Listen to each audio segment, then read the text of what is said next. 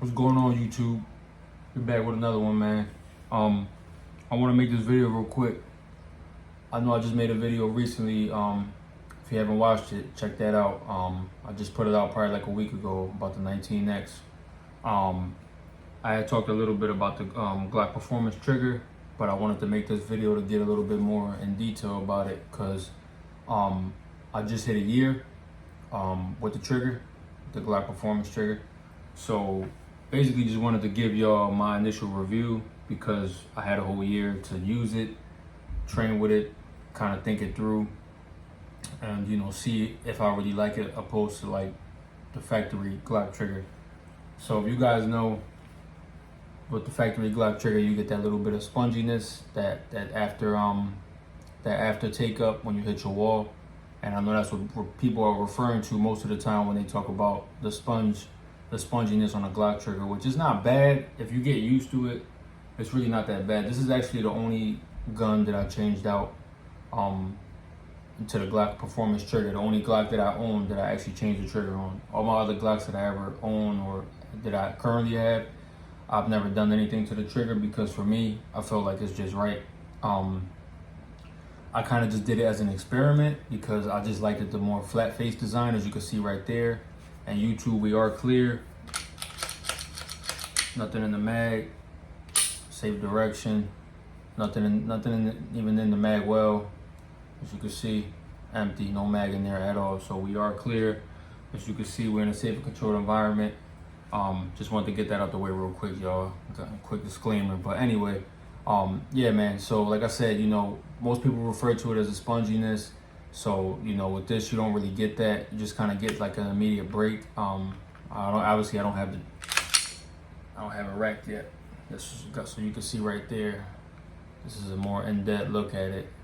As you can see, that's your wall right there, and then your break. There's no take up after that wall. Once you hit that wall, there's an immediate break. Now, I heard some people trashing this trigger when it first came out. I got the trigger maybe probably maybe 5 or 6 months after it came out, so a lot of stuff was already getting worked out, but there were still some complaints about people saying that, basically they didn't like it because it wasn't much of a difference. I guess those might have been people that actually shot those $200 or $300 trigger jobs and had those on their gun, so something like this $100 Glock trigger, is probably not going to be much of a difference for them. But for me, I don't really change triggers out on any of my guns. This is the only gun that I actually ever changed the trigger on. I do see other companies that make good triggers that I might change out on my daggers, like the Timides and stuff like that. I've seen a lot of good reviews on those. I know they got the Johnny Glock's triggers. He's actually make a good trigger for the micro dagger, and I'm actually thinking about getting it. It's a little on the pricey side, but I think it's worth it based on what I've heard about it. So that might actually be something that I might change out in the near future. Obviously, you got to put some money aside for that because that's a little on the hefty side, but I get it. Sometimes you got to pay to play, so I understand. But anyway, for $100, you cannot beat this trigger. It works great, and it is a big difference from the stock Glock trigger. Don't let nobody tell you different. These professional shooters or whatever you want to call them, these other gun tubers out here might try to steer you wrong and tell you it's not worth it. The only thing I will say is that I had like primer strikes with it when I first put it on, and that was only with one type of ammo.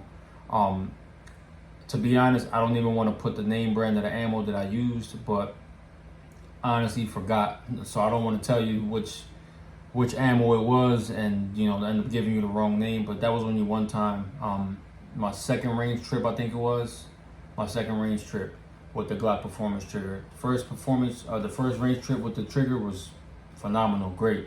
Everything went fine, cycled the rounds through. I shot like 4 or 5 different types of ammo on that one range visit, and it was great. But the second time I went is when I had the light primer strikes. After that, I was fine. Nothing was happening after that. Like, I came home, I cleaned it, and since then we've been good. Mind you, that was about a year ago. So since then, everything's been flawless. I've been to the range numerous times since then. I probably lost count.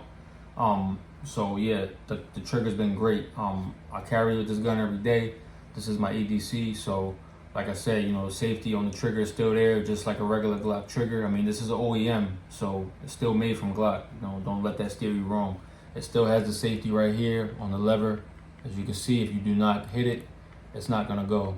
So you don't have to worry about that while you're carrying in your pants, especially if you do concealed carry, you know, and you carry appendix. Like, pretty much you don't have to worry about anything like that because you still get that OEM safety performance. So you're not really sacrificing anything. I've heard nightmares with other triggers, you have to change a whole bunch of different internal parts. I didn't have to change anything. Like I said, when I had the one issue with the light primer strikes, everything was great after that. So, you know, it's not really nothing to worry about. I mean, I've heard some people say that you have to clean that a little more often.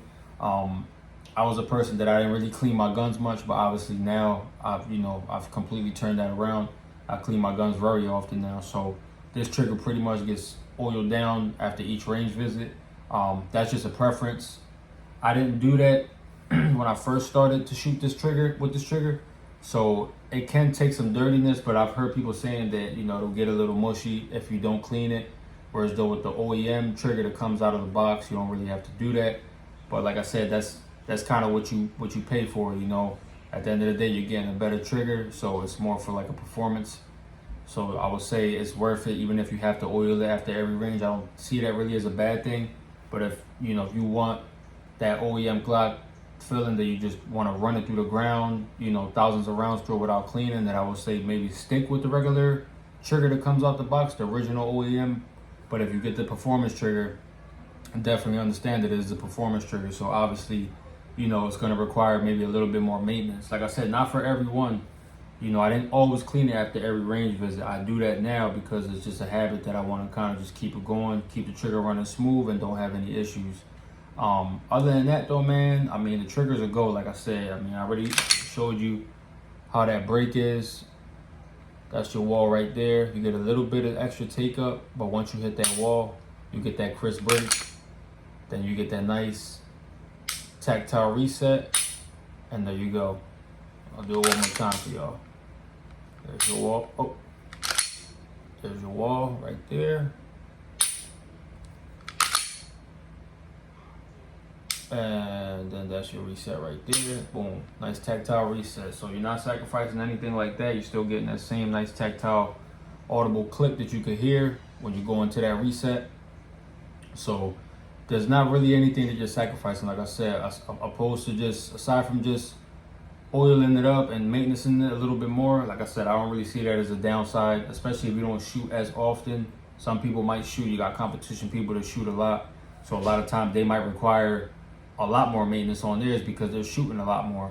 So if you don't shoot all the time, then you don't really have to worry about that. If you're not at the range 4 or 5 times a week, you know, or even 2 to 3 times a week, then I don't think you'll have anything to worry about. Be like an average Joe like me. I don't go to the range as often. So for me, it's not something that it's like a major requirement. For me, it'll be no issue to be able to oil it after each range visit. Cause my bad, y'all, I had to cut that out real quick. But yeah, like I said, I'm not at the range as frequent as I want to be. So like I said, it's not a major requirement. You know, I don't mind oiling it up and stuff like that. But if you are going to be using this for like competition shooting and you're going to be going to the range like very often, then yeah, expect to definitely keep it maintenance up and oiled down, you know. So it might be annoying for you if you don't mind cleaning your guns and oiling them, then you probably won't even see it as a problem. But I've heard a few people talk about that. Like I said, not a big downside for me. Otherwise, man, like I said, the trigger's a go, man. I like it. For $100, you cannot beat this. I feel like this is one of the best values you can get out there for your Glock without sacrificing any performance or, you know, having to do with changing any internals or anything like that. You're still getting that OEM Glock feeling. So like I said, you really can't go wrong with this. So if y'all want to know anything else about it, man, pretty much that's all I got for y'all today. Just hit me up in the comments. Y'all already know I'll get back to y'all as soon as I can. Otherwise, man, y'all be safe out there. I'm gonna catch y'all on the next one.